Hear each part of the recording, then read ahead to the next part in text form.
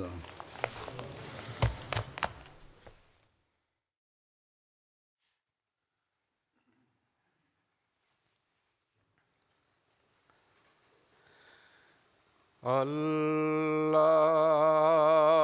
الله أكبر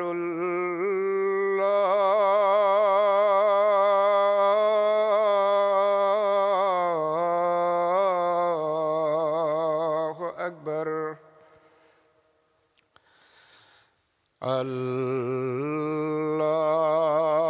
الله أكبر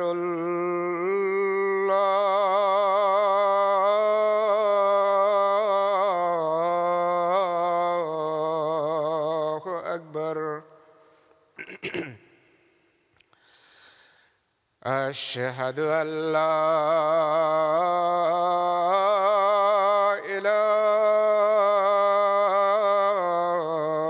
إله إلا الله أشهد أن لا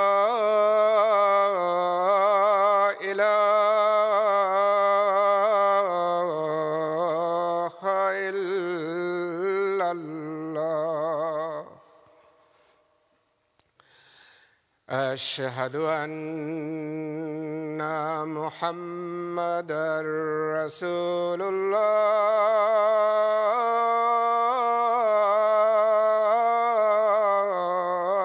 الله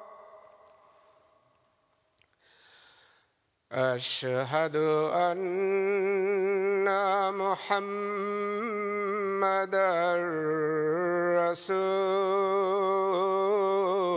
رسول الله حي على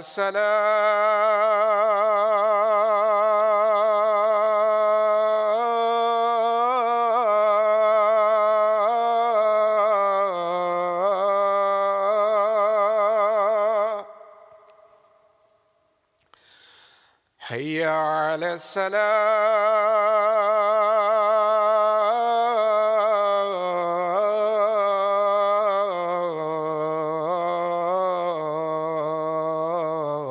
الصلاة حي على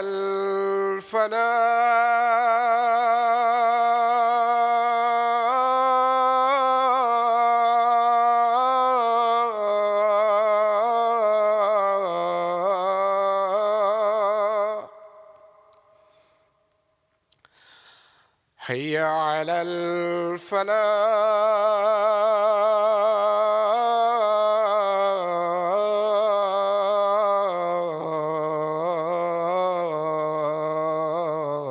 الفلاح الله أكبر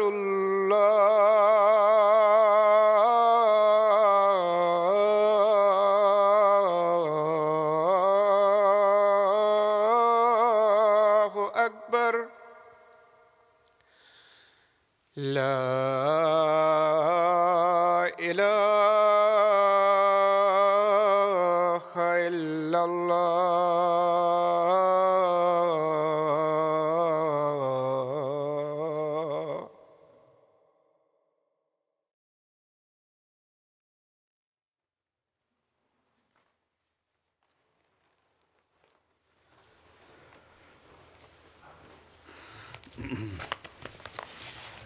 السلام عليكم ورحمة الله.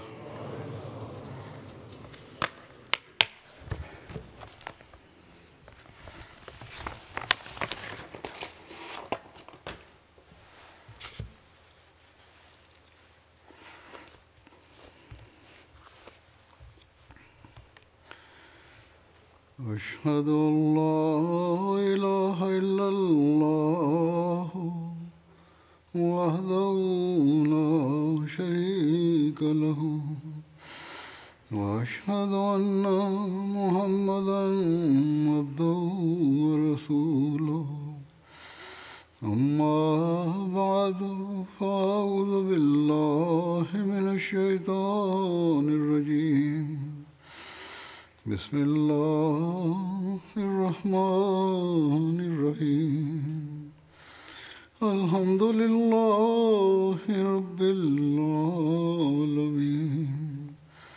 الرحمن الرحيم مالك يوم الدين إياك نعبد وإياك نستعين اهدنا الصراط المستقيم صراط الذين أنعمت عليهم غير المغضوب عليهم ولا الضالين.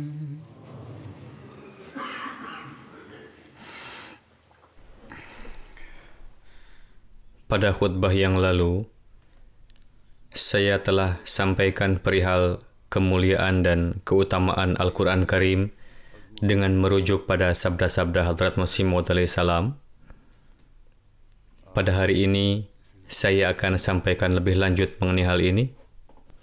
Dalam menjelaskan fadilah dan keutamaan Al-Quran Karim, dalam karya tulisnya yang berjudul Tuhfah Kaisariah, yang ditulis oleh Hadrat Masih Maud alaihissalam pada kesempatan Diamond Jubilee Ratu Victoria. Di dalam buku tersebut, beliau menyampaikan pesan dan tabligh Islam kepada sang ratu. Beliau alaihissalam bersabda, Al-Quran penuh dengan hikmah yang mendalam, dan dalam setiap ajarannya melangkah lebih jauh dari Injil untuk mengajarkan kebaikan yang sejati, terutama pelita untuk melihat Tuhan sejati dan tidak berubah ada di tangan Al-Quran. Jika dia, yakni Al-Quran, tidak datang ke dunia ini, entahlah akan mencapai jumlah berapa penyembahan makhluk yang terjadi di dunia ini.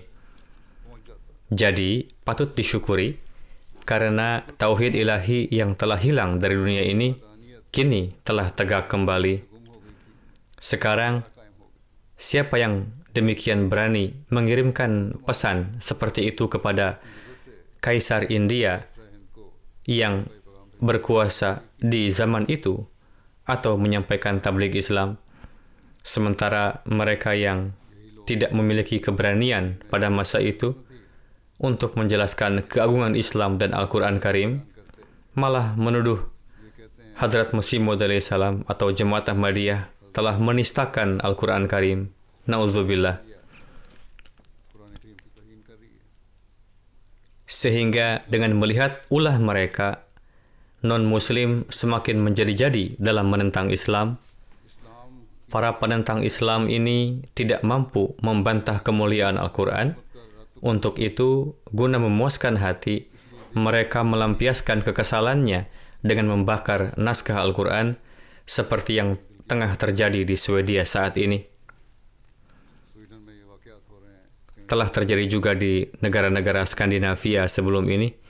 Jika umat Muslim menerima imam zaman dan mengikuti ajaran Al-Quran, lalu mengamalkannya, maka non-Muslim tidak akan pernah berani berbuat lancang terhadap Al-Quran seperti itu. Semoga Allah Ta'ala memberikan akal sehat kepada orang-orang ini.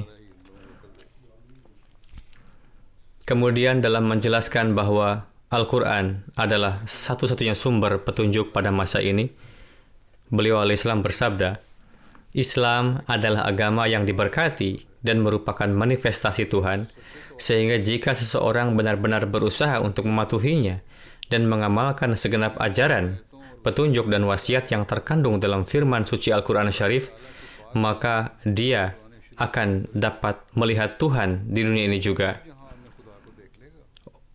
Orang-orang mengajukan pertanyaan, bagaimana kita agar dapat melihat Allah Ta'ala di akhirat nanti? Beliau alaihissalam bersabda, jika kalian mengamalkan ajaran Al-Quran Karim, maka kalian akan dapat melihat Tuhan di dunia ini juga. Tidak ada cara lain untuk dapat mengenali Tuhan yang maha tersembunyi dalam ribuan tabir dari pandangan dunia, kecuali melalui ajaran Al-Quran. Dalam corak yang logis dan dalam corak tanda-tanda samawi, Al-Quran Syarif membimbing kepada Tuhan dengan cara yang sangat sederhana dan mudah. jika kalian mengamalkan ajarannya, maka akan zahir tanda-tanda yang dapat membimbing untuk dapat mengenali wujud Tuhan. Dan di dalamnya terdapat satu keberkatan dan daya tarik yang menarik para pencari Tuhan menuju Tuhan dan memberikan cahaya, kedamaian, dan ketenangan. Dan seorang yang memiliki keimanan sejati terhadap Al-Quran dan tidak hanya menaruh dugaan semata seperti para filosof bahwa pasti ada yang menciptakan dunia semesta alam yang penuh dengan hikmah ini, melainkan ia meraih satu mata ruhani pribadi dan diberkati dengan pandangan suci sehingga dapat melihat dengan pandangan yakin bahwa pada hakikatnya wujud pencipta itu ada. Dan orang yang telah meraih cahaya firman suci itu tidak seperti para rasionalis yang hanya beranggapan bahwa Tuhan yang Maha Esa dan tiada sekutu itu memang ada. Bahkan disertai dengan banyaknya tanda-tanda yang bersinar akan menggenggam tangannya dan mengeluarkannya dari kegelapan, benar-benar dapat menyaksikan bahwa sesungguhnya dalam zat dan sifatnya Tuhan tidak ada yang menandingi. Dan tidak hanya sampai di sana, bahkan pada kenyataannya memperlihatkan kepada dunia bahwa seperti itulah dia meyakini Tuhan dan keagungan tauhid ilahi telah bersemayam di dalam kalbunya, sehingga di hadapan iradah ilahi ia menganggap dunia ini layaknya bangkai serangga, bahkan sama sekali tidak berarti dan tidak berwujud. Kemudian dalam menjelaskan petunjuk penyempurnaan ilmu dan amalan dalam Al-Quran, beliau alaihissalam bersabda, perlu diingat juga bahwa di dalam Al-Quran terdapat petunjuk untuk menyempurnakan ilmu dan amal, telah diberkahi dengan pengetahuan dan petunjuk praktis, sebagaimana difirmankan dalam kalimat ihdinas siratal mustaqim, mengindikasikan pada penyempurnaan pengetahuan, yakni Al-Quran Karim lah yang merupakan kitab paripurna yang ajarannya membimbing pada jalan yang benar. Adapun penjelasan penyempurnaan amalan difirmankan dalam kalimat siratal ladzina an'amta alaihim, yakni dengan meraih hasil yang tertinggi dan paripurna. Untuk kemajuan amalan dan untuk melangkah di atas jalan mereka yang telah meraih nikmat, terdapat doa, dan ini telah saya sampaikan pada khutbah yang lalu. Siapa sajakah orang-orang yang dianugerahi nikmat-nikmat? Di antaranya adalah Nabi, Siddiq, Syahid, dan Salihin, dan ada juga permisalan mereka. Di zaman ini pun terdapat orang-orang yang telah mendapatkan petunjuk dan dianugerahi nikmat-nikmat oleh Allah Ta'ala.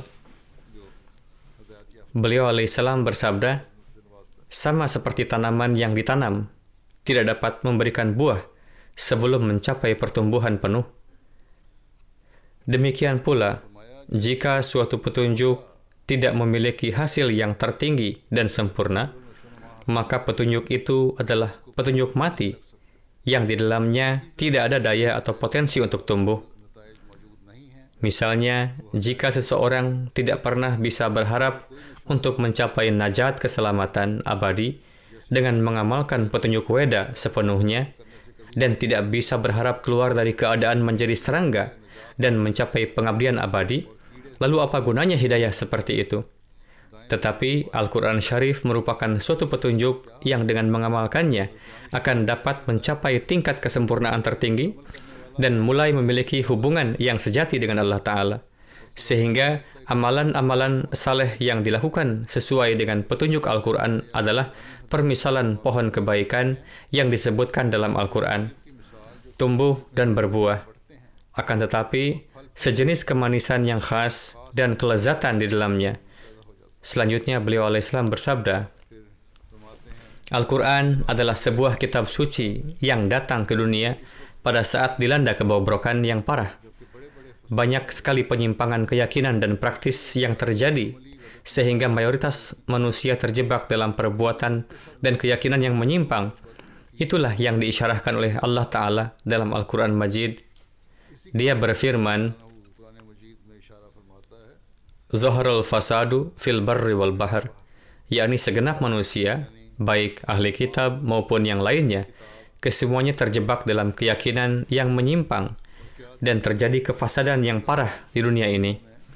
Alhasil, pada zaman seperti ini, untuk membantah segenap keyakinan yang batil, Allah Ta'ala telah mengirim kitab yang sempurna seperti Al-Quran Majid sebagai hidayah bagi kita, dan di dalamnya terdapat bantahan akan segenap agama-agama yang batil, dan khususnya dalam surah Al-Fatihah yang dibaca 5 kali dalam setiap rakaat, setiap salat, disebutkan seluruh keyakinan sebagai isyarah, sebagaimana difirmankan, Alhamdulillahirabbil alamin.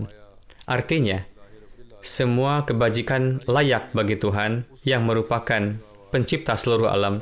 Ar-Rahman artinya Dia mewujudkan sesuatu tanpa harus didahului oleh tindakan kita.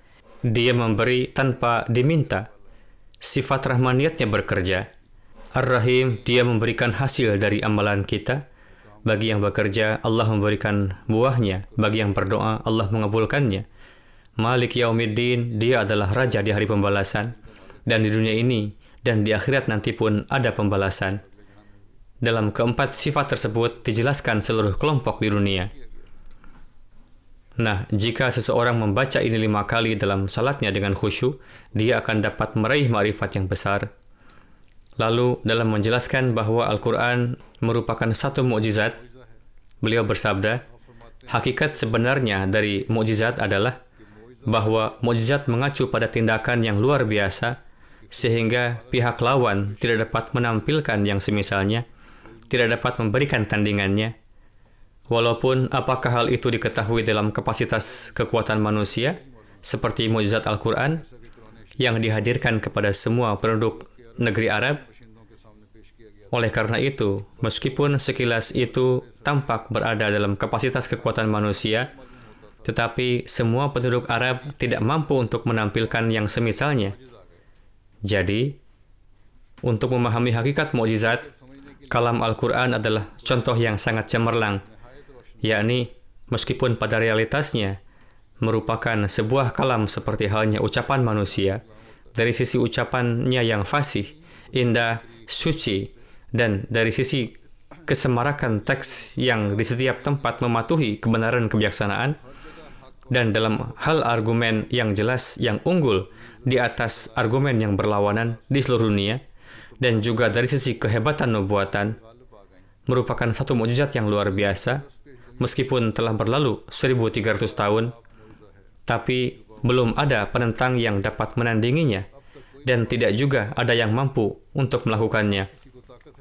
Al-Quran memiliki keistimewaan di atas semua kitab di dunia, bahwa Al-Quran juga menerangkan kabar-kabar gaib dalam teks-teks yang bercorak mukjizat, yang penuh dengan balaghah dan kefasihan tingkat tinggi, serta penuh dengan kebenaran dan kebijaksanaan. Alhasil, tujuan yang sebenarnya dan pokok dari mukjizat adalah untuk menunjukkan perbedaan antara kebenaran dan kebatilan, atau kebenaran dan kepalsuan, dan pembedaan tersebut dinamai dengan mukjizat, atau dengan kata lain merupakan tanda. Tanda adalah hal yang sangat diperlukan, sehingga tanpanya tidak mungkin dapat percaya sepenuhnya akan keberadaan Allah Ta'ala, dan tidak mungkin untuk mencapai buah yang dapat dicapai dengan keyakinan penuh. Jelaslah bahwa kebenaran agama yang sesungguhnya berkaitan dengan pengenalan wujud Allah Ta'ala, salah satu hakikat yang hakiki dan penting dari sebuah agama yang benar adalah di dalamnya terdapat tanda-tanda yang secara jelas dan pasti menunjukkan adanya wujud Allah Ta'ala, dan agama tersebut memiliki kekuatan yang begitu besar di dalamnya yang dapat mengikatkan jalinan antara pemeluknya dengan Tuhan, menciptakan hubungan yang seperti itu dengan Tuhan. Hanya dengan melihat ciptaannya, lalu merasakan perlunya keberadaan seorang pencipta, namun tidak mendapatkan informasi tentang keberadaannya yang sebenarnya, tidaklah cukup untuk mengenali Tuhan yang sempurna. Hanya dengan mengetahui bahwa ada yang menciptakan tidaklah cukup, dan mereka yang hanya bertahan pada tahapan itu tidak dapat memiliki hubungan yang sejati dengan Allah Ta'ala, dan tidak dapat menyucikan jiwa mereka dari hawa nafsu. Hanya dengan mengetahui bahwa ada yang menciptakan, tidak akan dapat mensucikan jiwa seseorang, tidak juga dapat menciptakan jalinan dengan Allah Ta'ala. Jika ada yang bisa difahami dari ini, hanyalah bahwa tatanan yang solid dan berderajat tinggi ini pasti ada yang menciptakan, bukan pemahaman bahwa pencipta itu sesungguhnya ada, yakni apapun yang nampak kepada kita di dunia dan semesta alam ini ada yang menciptakannya. Pengetahuan hakiki tersebut seharusnya ada. Jika sepengetahuan itu ada, bahwa siapa yang menciptakan, dan itu adalah Tuhan yang kita ibadahi, maka dengan begitu akan tercipta jalinan hakiki dengan Allah Ta'ala, lalu akan timbul perhatian untuk mengamalkan segala perintah Allah Ta'ala, dan akan mengalihkan perhatian manusia untuk melakukan islah perbaikan diri. Beliau alaihissalam bersabda, jelaslah bahwa sekadar merasakan kebutuhan adalah sebuah dugaan yang tidak dapat memperoleh peringkat yang sama dengan benar-benar melihat. Juga tidak dapat menghasilkan efek suci dari menyaksikan secara langsung. Ada perbedaan besar antara perkiraan dan benar-benar melihat sesuatu. Oleh karena itu, agama apapun yang menghentikan pengenalan manusia tentang Tuhan pada tujuan yang tidak lengkap dari seharusnya tidak dapat menjadi obat untuk kondisi praktisnya.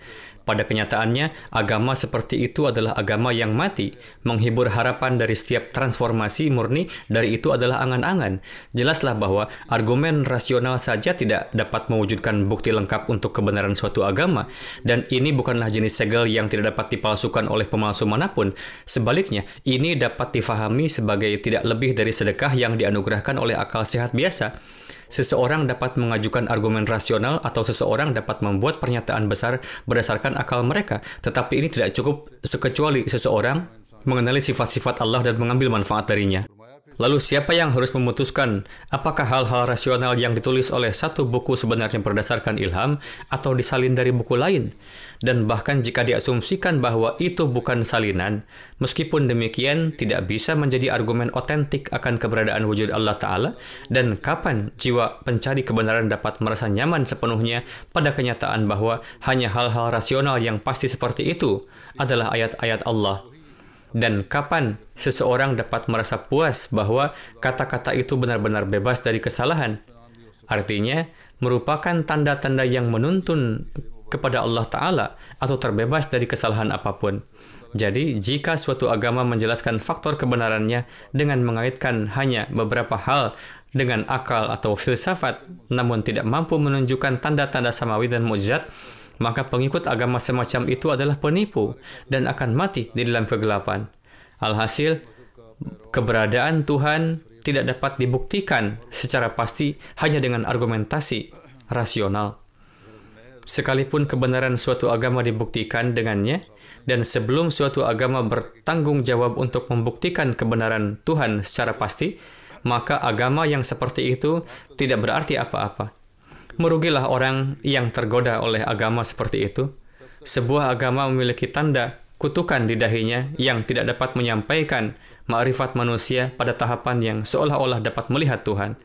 Jadi, inilah makom yang harus kita upayakan untuk mencapainya. Kenalilah Tuhan dengan tanda-tanda, kenali dengan hubungan pribadi, bukan hanya dengan argumen rasional. Dan hakikat Allah Ta'ala yang terbuka kepada manusia merupakan kebenaran. Dengan karunia Allah Ta'ala, dalam Jemaat Ahmadiyah terdapat banyak contoh di mana non-muslim, bahkan orang ateis yang tidak meyakini Tuhan, ketika diyakinkan, diberikan argumen rasional, dan ketika diperlihatkan tanda kepada mereka, dan diceritakan berbagai peristiwa, akhirnya mereka menerima agama dan Islam. Di sini, di Barat pun, ada orang-orang seperti itu. Misalnya, ada seorang penduduk Belgium yang sebelumnya ateis, Belgian yang berasal dari Indonesia dan bermukim di Belgia. Beliau baiat dan memberitahu saya bahwa ketika saya mengakui keberadaan wujud Allah Ta'ala, tidak hanya dengan akal tetapi juga dengan dalil-dalil dan tanda-tanda yang tidak langsung, maka tidak ada pilihan lain bagi saya untuk menerima Ahmadiyah dan Islam yang benar. Beliau mengatakan bahwa Ahmadiyah telah menunjukkan kepada saya, itu sebabnya saya menjadi seorang Muslim Ahmadi. Kemudian Al-Quran Karim dengan jelas menyatakan, ini adalah petunjuk bagi orang-orang yang bertakwa. Hadrat Masih Maud alaihissalam bersabda terkait hal ini, kandungan ma'rifat yang tersembunyi dalam ayat-ayat ini adalah Allah Ta'ala berfirman, Alif Lam Mim, Zalikal kitabu la raiba fih, hudal lil muttaqin. अलिफ लाम मीम ज़ालिकल किताबु ला रैब फीह हुदल लिल मुत्तक़ीन. Yakni, ini adalah kitab yang telah zahir dengan ilmu Allah Ta'ala, yang mana ilmunya adalah suci dari kejahilan dan lupa. Dia adalah suci dari kerendahan dan kealpaan. Oleh karena itulah, kitab ini kosong dari segenap keraguan-raguan, karena ilmu Allah Ta'ala di dalamnya mengandung kekuatan yang sempurna guna mencapai kesempurnaan manusia. Maka dari itulah Al-Quran ini merupakan petunjuk yang sempurna bagi orang-orang yang bertakwa. Al-Quran menghantarkan manusia menuju tingkatan tertinggi dalam kemajuan-kemajuan sifat manusia. और फिर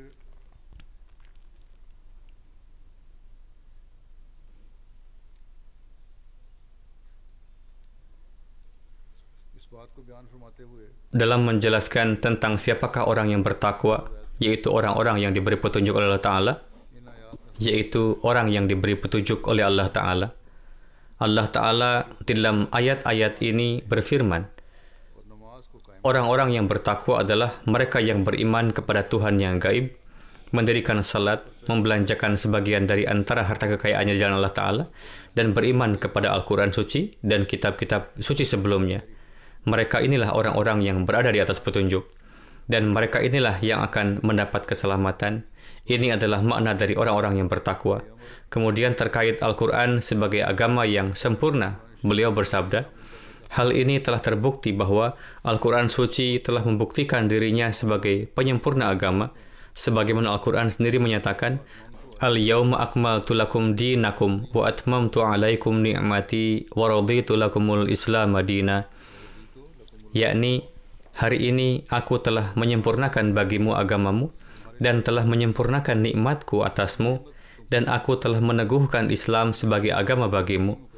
Jadi, setelah Al-Quran suci, tidak ada lagi tempat bagi kitab lainnya, karena segenap hajat kebutuhan manusia telah dijelaskan oleh Al-Quran suci.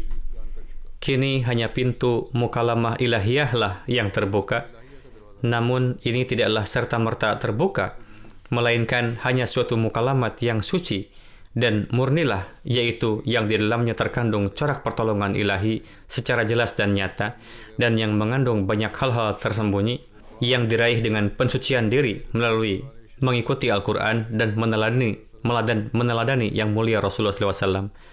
Sangat disayangkan bahwa para penentang kita tidak ingin mendengar hal-hal tentang marifat ini dan melontarkan keberatan kepada kita bahwa nauzubillah kita telah mengubah Al-Quran. Hadrat Masih Maud alaihissalam tentang Al-Quran sebagai penyembuh rohani menulis di dalam karya beliau Chashmai Ma'rifat. Beliau bersabda, Al-Quran suci adalah suatu kitab yang penuh hikmah, yang mana ia telah menjadikan asas mendasar dari penyembuhan rohani, yaitu asas-asas keagamaan yang pada dasarnya merupakan penyembuh rohani, memiliki keselarasan dengan asas mendasar penyembuhan jasmani. Al-Quran memiliki kesesuaian dengannya. Kesesuaian ini merupakan suatu hal yang mendalam dan merupakan pintu bagi terbukanya banyak ma'rifat dan hakikat. Hanya wujud yang mengedepankan asas-asas mendasar penyembuhan jasmani dan memperhatikan asas-asas yang telah dijelaskan Al-Quran sucilah yang sanggup menafsirkan Al-Quran syarif secara benar dan sempurna. Beliau alaihissalam bersabda, suatu hari saya diperlihatkan buku-buku karya beberapa tabib yang ahli dan terkemuka melalui kasyaf. Allah Ta'ala sendirilah yang telah memberi mereka bimbingan. Saya telah diperlihatkan buku-buku karya berbagai tabib yang penuh dengan penelitian akan asas-asas mendasar, landasan keilmuan, dan hal-hal utama dari penyembuhan jasmani. Dalam hal ini, salah satu di antaranya adalah buku karya sesosok tabib ahli bernama Ibnu Nafis Qarashi. Ada salah satu kitabnya yang kini dijadikan pedoman dan diterima bahwa inilah tafsir Al-Quran. Dari hal ini disimpulkan bahwa ilmu abdan, yakni ilmu tubuh, sangat erat dan dalam kaitannya dengan ilmu adyan, yakni ilmu agama. Keduanya saling menguatkan satu sama lain. tatkala saya disodorkan buku-buku itu, yaitu buku-buku kedokteran jasmani, lalu saya merenunginya dengan Al-Quran, maka perkara-perkara yang teramat halus dalam asas-asas dasar penyembuhan jasmani memiliki penjabaran yang sangat selaras di dalam Al-Quran suci, yaitu Al-Quran Karim memberikan bimbingan yang tepat dalam penyembuhan baik jasmani maupun rohani. Dan dalam menelitinya, dalam mencari hakikatnya, perlu mendengarkan nasihat-nasihat imam zaman, perlu membaca tulisan-tulisannya. Kemudian dalam menjelaskan Al-Quran sebagai sarana utama meraih ta'alluq billah, beliau bersabda, ingatlah, manusia sama sekali tidak sanggup mengenal wujud Tuhan yang maha gaib itu dengan kekuatannya sendiri, selama ia tidak berupaya mengenali sendiri wujudnya dan tanda-tandanya. Dan hubungan yang erat dengan Allah Ta'ala sama sekali tidak akan dapat lahir selama hubungan itu tidak lahir melalui perantaraan Allah Ta'ala yang khas. Dan kekotoran jiwa sama sekali tidak akan dapat keluar selama tidak masuk suatu cahaya dari Tuhan yang Maha Kuasa ke dalam kalbu. Perhatikanlah, saya menyampaikan kesaksian ini bahwa hubungan demikian ini hanya dapat diraih dengan mengikuti Al-Quran Karim, dan kini tiada ruh kehidupan di dalam kitab-kitab suci lainnya, dan di bawah langit ini hanya terdapat satu kitab suci saja, yakni Al-Quran Syarif yang dapat memperlihatkan wajah dari wujud kekasih hakiki ini. Alhasil, wajah Allah Ta'ala dapat disaksikan dengan mengamalkan perintah-perintah Al-Quran Karim. Ini pun merupakan suatu perenungan bagi para Ahmadi. Berapa banyak di antara kita yang mengamalkan ajaran Al-Quran Karim dan membacanya dengan penuh perenungan. Kita hendaknya berupaya sekuat tenaga untuk hal ini. Semoga Allah Ta'ala pun memberikan taufik kepada kita. Kemudian Hadrat Masih Maud Islam bersabda, ini merupakan persaksian langsung dan pengalaman pribadi dan para sosok suci yang telah berlalu sebelum saya, bahwa dengan mengikuti secara sepenuhnya Al-Quran Syarif dan Rasulullah SAW, yaitu dengan penuh keikhlasan dan keteguhan, maka secara perlahan akan lahir kecintaan kepada wujud Allah Ta'ala, dan kekuatan rohani dari kalam ilahi akan menurunkan suatu cahaya ke dalam rohani manusia, yang dengan ini matanya akan terbuka, dan pada akhirnya akan diperlihatkan kepadanya keajaiban-keajaiban alam akhirat. Jadi, semenjak saat itu, ia mengetahui dalam taraf ilmu yakin bahwa Tuhan itu ada, dan ia semakin maju dalam keyakinannya hingga taraf ilmu yakin itu sampai pada ainul yakin, dan ainul yakin menuju hingga hakul yakin. Siapa saja yang meyakini Al-Quran suci dan yang mulia Rasulullah SAW, pada awalnya mereka tidak sampai meraih tazkiyah nafs dan jatuh dalam berbagai dosa, namun kemudian rahmat Tuhan menaunginya, dan ia dengan cara luar biasa diberikan kekuatan dalam keimanannya. Lalu sebagaimana janji di dalam Al-Quran suci, lahumul bushra fil hayatid dunya, yakni orang-orang yang beriman akan mendapatkan banyak kabar suka dari Tuhan, maka demikian juga ia akan terus mendapat berbagai kabar suka tentang dirinya. Dan seiring dengan ini, ia akan semakin memperoleh keteguhan dalam keimanannya, dan ia akan terus menjauhi dosa dan semakin bergerak menuju kebaikan-kebaikan. Dalam satu ulasan tentang keunggulan Islam yang beliau tulis untuk pertemuan golongan Arya Samaj, di dalamnya beliau bersabda tentang keunggulan utama Al-Quran Suci, yaitu tanda keunggulan yang telah diberikan oleh akal sehat untuk mengenal kitab samawi hanyalah didapat di dalam kitab suci Allah Ta'ala, yaitu Al-Quran Syarif. Dan di masa ini, segenap keistimewaan yang hendaknya ada di dalam suatu kitab suci Tuhan sebagai tanda keunggulannya, hal ini sama sekali tidak ada di dalam kitab suci lainnya. Adalah mungkin bahwa keistimewaan itu ada di masa sebelumnya, tetapi bukan di masa kini. Memang, jika sesuai satu dalil yang telah kami tulis sebelumnya, kita memahaminya sebagai kitab samawi, namun dalam keadaannya, kini ia sama sekali tidaklah berguna, dan ia laksana benteng yang kosong dan tak berpenghuni, dan tidak lagi memiliki baik perbendaharaan maupun kekuatan. Kemudian, dalam lebih jauh menjelaskan keistimewaan utama ini, beliau bersabda, kini saya akan menjelaskan keistimewaan utama Al-Quran Syarif yang berada di luar jangkauan kekuatan manusia. Bersabda, pertama, di dalamnya terdapat suatu kekuatan luar biasa yang dapat mengantarkan siapa saja yang mengikutinya dari keyakinan sebatas dugaan menuju keyakinan hakiki. tidak hanya kosong dari keraguan, tetapi melahirkan keyakinan yang hakiki, yakni tatkala seorang manusia mengikutinya secara sempurna, maka gambaran kekuatan Tuhan akan ditampakkan kepadanya dalam corak mukjizat, dan Tuhan akan bercakap-cakap dengannya, dan Tuhan melalui kalamnya akan menyampaikan perkara yang tersembunyi kepadanya. Aku tidak menyampaikan keberkatan Qur'ani ini berupa kisah-kisah, tetapi aku sendiri dapat menyampaikan mukjizat yang telah ditampakkan Tuhan kepadaku. Semua mukjizat itu berjumlah hingga 100.000, bahkan lebih dari itu. Tuhan telah berfirman di dalam Al-Quran Suci bahwa siapa saja yang mengikuti kalamku ini, maka ia tidak hanya akan meyakini mukjizat-mukjizat kitab suci ini, namun bahkan ia pun akan diberikan berbagai mukjizat. Jadi saya sendiri telah meraih mukjizat yang berada di luar kekuatan manusia itu dikarenakan pengaruh dari kalam Tuhan. Dan ini semata adalah pekerjaan Tuhan. Gempa bumi yang datang dan wabah tahun yang tengah menerjang dunia ini adalah termasuk dari antara mukjizat yang telah diperlihatkan kepadaku. Beliau Islam bersabda, ini bukanlah mukjizatku, melainkan mukjizat Al-Quran Suci. Karena kita tengah bekerja dengan perantaraan kekuatan dan ruh yang dianugerahkan darinya. Bersabda, alhasil ini adalah salah satu di antara kekuatan luar biasa Al-Quran Syarif, yaitu mereka yang mengikutinya akan diberikan sebagai berbagai mujizat dan hal luar biasa, dan ini dalam jumlah yang sedemikian banyak hingga dunia tidak sanggup menghadapinya. Maka dari itu, saya mendakwakan dan menyeru dengan lantang bahwa seandainya segenap musuh baik di timur maupun di barat bersatu di medan yang sama, lalu mereka ingin melawanku dalam hal tanda-tanda dan mujizat-mujizat, maka saya pasti akan senantiasa unggul melalui karunia dan taufik Allah Ta'ala. Keunggulan ini bukanlah karena ruh saya memiliki kekuatan yang besar, tetapi adalah karena Tuhan yang telah berkehendak agar aku memberikan bukti akan kekuatan luar biasa dari kalamnya, yakni Al-Quran Syarif, dan kekuatan rohani serta ketinggian derajat Hadrat Muhammad Mustafa SAW. Ini semata karunia darinya, dan saya mendapat taufik ini bukanlah karena kemampuan saya, tetapi adalah karena mengikuti wujud Nabi Agungnya, mengikuti firman-Nya yang maha kuasa, dan menaruh kecintaan kepadanya. Saya menaruh keimanan kepada kalam Tuhan itu yang bernama Al-Quran Syarif, yang merupakan penzahiran dari kekuatan Rabbani, dan ini merupakan janji dari Al-Quran Syarif yang berbunyi lahumul busyra fil hayatid dunya, dan juga janji yang berbunyi wa ayyadahum biruhim min, serta janji lain yaitu yaj'al lakum furqana.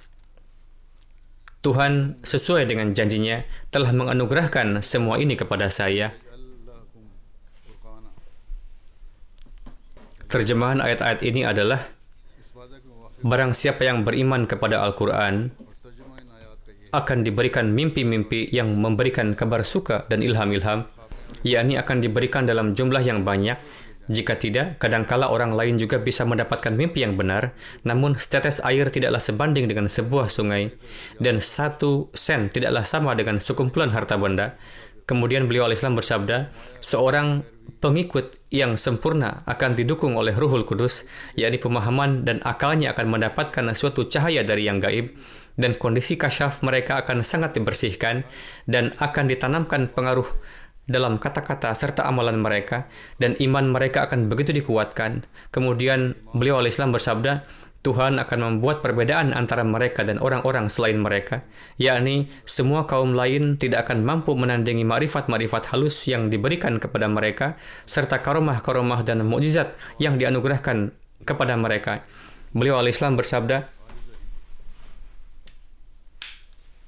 oleh karena itu, kita melihat bahwa janji Allah Ta'ala ini telah tergenapi sejak dahulu kala, dan kami sendiri menjadi saksinya di zaman ini.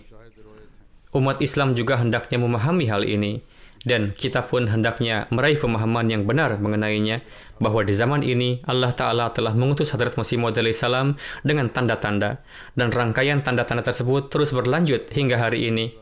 Dan barang siapa yang mengikuti firman Allah Ta'ala dengan benar akan terus merasakan kelezatannya. Kemudian beliau Al-Islam bersabda,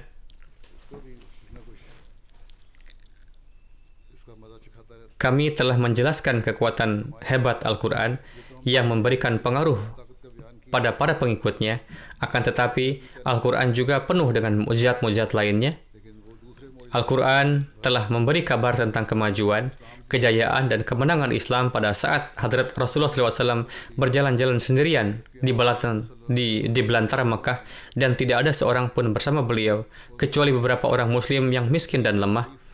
Dan ketika Kaisar Roma dikalahkan oleh Iran dalam peperangan, dan Kisra Iran menindas sebagian besar negerinya, Al-Quran pun memberikan kabar sebagai nubuatan bahwa dalam waktu 9 tahun Kaisar Roma akan kembali meraih kemenangan dan mengalahkan Iran. Kemudian demikianlah yang terjadi. Begitu juga mukjizat agung Syaqqul Qamar, terbelahnya bulan, yang memperlihatkan tangan Allah Ta'ala. Disebutkan dalam Al-Quran bahwa bulan terbelah menjadi 2 bagian dengan isyarat jari Hadrat Rasulullah SAW, dan orang-orang kafir menyaksikan mukjizat tersebut. Semua penjelasan ini terdapat dalam buku beliau alaihissalam, Chashmai Ma'rifat. Secara singkat telah saya jelaskan. Kemudian dalam Chashmai Ma'rifat, saya menjelaskan bahwa kisah-kisah dalam Al-Quran sebenarnya adalah nubuatan-nubuatan. Beliau alaihissalam bersabda, sekian banyak kisah-kisah yang terdapat di dalam Al-Quran, sebenarnya itu bukanlah kisah-kisah, melainkan nubuatan-nubuatan yang ditulis dalam corak kisah-kisah. Ya, memang semua itu di dalam Al-Taurat hanya didapati sebagai kisah-kisah, namun Al-Quran telah menyatakan setiap kisah itu sebagai nubuatan bagi Rasulullah SAW dan Islam. Dan nubuatan-nubuatan dalam bentuk kisah-kisah ini juga telah tergenapi dengan sempurna. Singkatnya, Al-Quran adalah suatu sungai ma'rifat dan hakikat, serta sebuah lautan nubuatan-nubuatan, dan tidak mungkin seseorang dapat yakin sepenuhnya kepada Allah Ta'ala tanpa perantaraan Al-Quran. Karena keistimewaan ini secara khusus hanya terdapat dalam Al-Quran, bahwa dengan mengikutinya secara sempurna, semua tabir yang menjadi penghalang antara Tuhan dengan manusia akan disingkirkan. Pengikut setiap agama menyebut nama Tuhan hanya sebagai kisah belaka, namun Al-Quran menunjukkan wajah sang kekasih sejati ini dan memasukkan cahaya keyakinan ke dalam hati manusia, dan Tuhan yang tersembunyi dari seluruh dunia itu hanya dapat dilihat dengan perantaraan Al-Quran, dengan syarat ajaran Al-Quran diamalkan dengan sebenar-benarnya. Kemudian beliau alaihissalam bersabda bahwa Al-Quran terdiri dari 2 bagian, yaitu kisah-kisah dan perintah-perintah. Beliau alaihissalam bersabda, Al-Quran terdiri dari 2 bagian, beberapa perkara berupa kisah dan sebagian berupa hukum-hukum bercorak petunjuk. Orang-orang yang tidak membedakan antara kisah-kisah dengan petunjuk akan terpaksa menghadapi kesulitan yang besar, dan mereka akan dijadikan alasan untuk membuktikan pertentangan dalam Al-Quran, seolah-olah dalam corak amalan mereka menyia-nyiakan Al-Quran. Karena rujukan Al-Quran adalah firman Allah Ta'ala, walau kana min 'indi ghairillahi lawajadu fihi ikhtilafan katsira.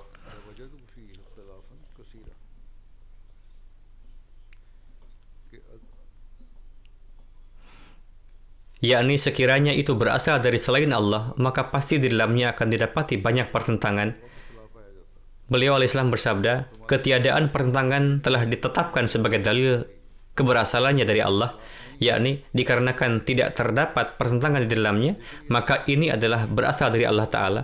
Akan tetapi orang-orang yang tidak berpandangan jauh ini, dikarenakan tidak membedakan antara kisah-kisah dengan petunjuk-petunjuk, mereka menciptakan pertentangan dan menetapkannya sebagai min indin ghairillah, berasal dari selain Allah. Sungguh disesalkan pengetahuan mereka. Sebagaimana telah dijelaskan bahwa kisah-kisah yang ada itu memiliki corak nubuatan dan yang lainnya adalah hukum-hukum.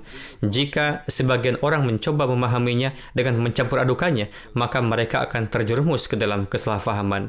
Mereka sendiri tidak memiliki pengetahuan untuk memahaminya, dan mereka menuduh penafsiran sebagai pemutarbalikan makna atau tahrif. Seraya menyebutkan keistimewaan-keistimewaan ajaran Al-Quran yang luhur, beliau alaihissalam bersabda, di antara keistimewaan yang luhur dari Al-Quran adalah ajarannya, karena ajarannya sepenuhnya sesuai dengan fitrat manusia dan kepentingan manusia. Misalnya, Taurat mengajarkan bahwa gigi dibalas dengan gigi dan mata dibalas dengan mata, dan Injil mengatakan janganlah membalas kejahatan. Bahkan, jika seseorang menampar pipi kananmu, maka berikan pipi yang lainnya. Tetapi Al-Quran mengatakan bahwa wajaza'u sayyi'atin sayyi'atum mithluha faman 'afa wa aslaha fa ajruhu 'ala Allah innahu la yuhibbuz zalimin. yakni balasan suatu kejahatan adalah kejahatan yang setimpal. Tetapi barang siapa memaafkan kesalahan orang yang bersalah kepadanya, dan dengan memaafkan kesalahannya, orang yang melakukan kesalahan tersebut dapat diperbaiki, dan ia dapat berhenti dari kejahatannya di masa yang akan datang, maka memaafkan adalah lebih baik dari membalas. Jika tidak, memberikan hukuman akan lebih baik. Karena tabiat manusia berbeda-beda, sebagian orang dengan diberikan maaf, ia tidak melakukan dosa itu lagi dan berhenti melakukannya. Ada juga sebagian orang yang bahkan setelah dibebaskan dari penjara pun tetap melakukan dosa itu lagi. Jadi, karena tabiat manusia berbeda-beda, maka ajaran inilah yang tepat bagi mereka, yakni yang telah disampaikan oleh Al-Quran. Dan ajaran Injil serta Taurat sama sekali tidak sempurna. Bahkan ajaran tersebut hanya milik salah satu cabang pohon manusia, dan ajaran tersebut menyerupai aturan yang khusus untuk bangsa dan tempat tertentu. Namun ajaran Al-Quran memperhitungkan semua sifat tabi'i manusia. Contoh ini sebelumnya telah saya jelaskan pada Jumat yang lalu, tetapi dari sisi yang berbeda. Sekarang contoh ini disajikan dalam kaitannya dengan sifat-sifat Al-Quran. Beliau alaihissalam tidak hanya memberikan contoh tadi, beliau alaihissalam juga memberikan contoh-contoh lainnya. Beliau alaihissalam bersabda, misalnya, terdapat perintah dalam Injil bahwa janganlah memandang wanita yang bukan muhrim dengan pandangan syahwat, namun Al-Quran mengatakan bahwa janganlah sama sekali melihatnya. Janganlah melihat perempuan-perempuan, baik dengan pandangan syahwat maupun tidak, karena terkadang itu akan menyebabkan engkau tersandung. Mereka mengatakan bahwa kami melihat dengan pandangan yang suci, namun hendaknya jangan melihat dengan pandangan suci sekalipun, karena ini akan menjadi penyebab ketersandungan bagi kalian. Akan tetapi, pada saat diperlukan, hendaknya penuhilah keperluan tersebut dengan tidak beralih dari pandangan yang redup. Yakni, jika diperlukan, maka lihatlah dengan mata setengah terbuka, agar tidak terlihat sepenuhnya. Janganlah melihat dengan membelalakan mata, dan itu pun jika ada keperluan untuk melihat. Kemudian beliau alaihissalam bersabda, dan Injil mengatakan bahwa janganlah menceraikan istri kalian, kecuali karena alasan zina. Tetapi Al-Quran melihat kemaslahatan dari hal ini,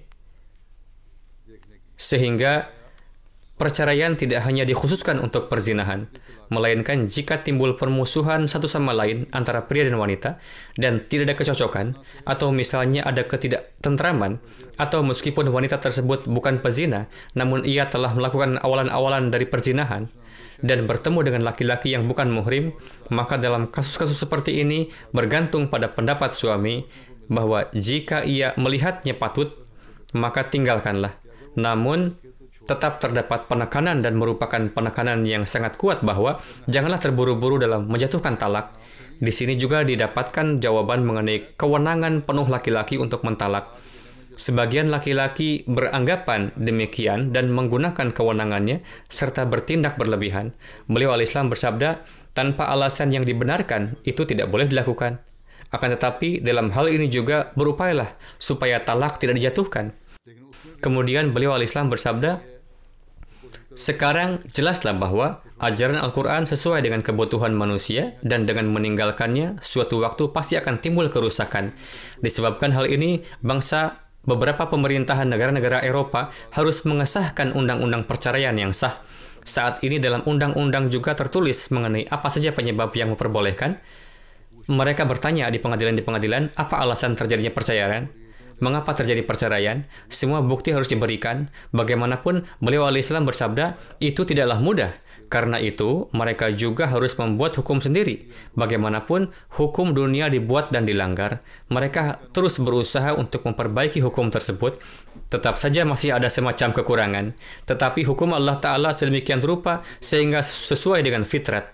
Biar saya perjelas lagi di sini bahwa tidak hanya laki-laki yang berhak mentalak, melainkan perempuan pun bisa menempuh khula dengan suatu alasan tertentu.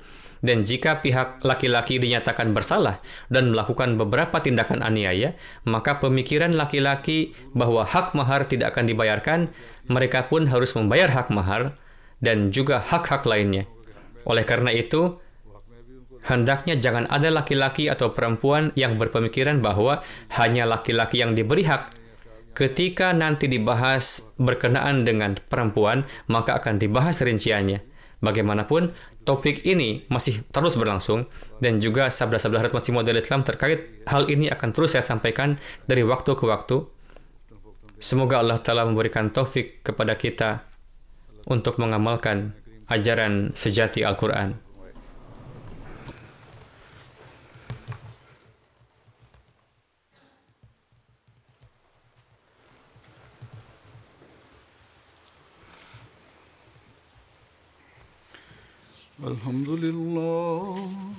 Alhamdulillah, nahmaduhu wa nasta'inuhu wa nastaghfiruhu wa nu'minu bihi wa natawakkalu alayhi wa na'udzu billahi min shururi anfusina wa min sayyiati a'malina.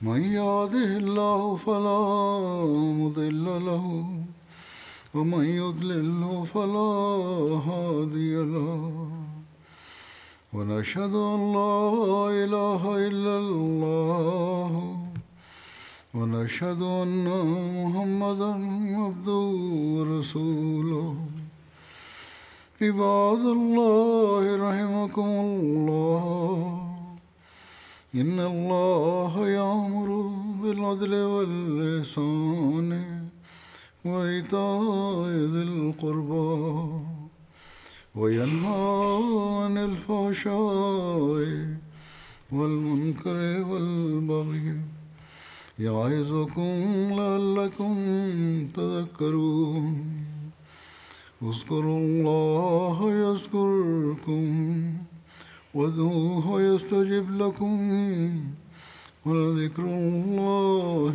أكبر.